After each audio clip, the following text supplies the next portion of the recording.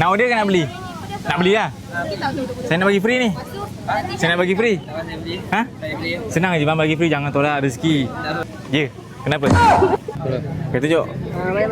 So abang dah follow. Adik ni dah follow dah. Terima kasih. Nak buka. Follow kita bagi free je bang. Abang ni follow kita.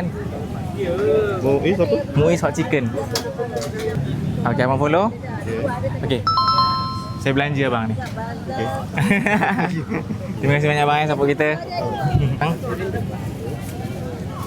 Okay bang, saya belanja semua. Okay, bang, terima kasih banyak support bang. Okay. Akak nak beli ayam apa kat air ni? Ha?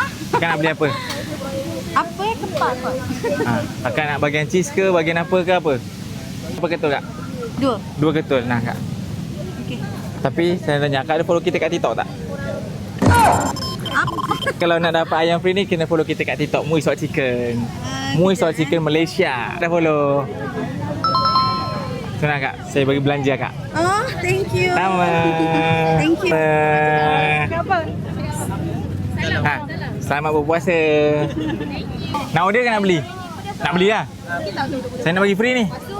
Saya nak bagi free. Ha? Senang je bang bagi free, jangan tolak rezeki. Senang je. Follow kita TikTok Muiz Hot Chicken. Oh, boleh. Senang kan? Nampak senang je. Follow kita. Follow je. Okey dah. Okey dah. Okey, terima kasih. Nak buka, nak puasa. Okay, adik ni dah tunggu-tunggu dah ni. Adik, sekarang ni nak tanya soalan. Sekarang ni kita kat mana? Melaka. Melaka kat mana? Sungai Udang. Apa tagline orang Melaka? Melaka lah. Cakap kuat-kuat. Melaka lah. Banyak-banyak apa tu namanya, bangunan-bangunan apa yang tertinggi kat Melaka? Anung Sari. Betul. Melaka lah. Senang. Sebelum tu nak tanya, ada follow Muiz Hot Chicken tak? Senang. Tapi sebelum tu, ada follow Abang Muiz tak? Muiz. Cuba tengok. ABG MUIZ. So, okey tak apa. Follow.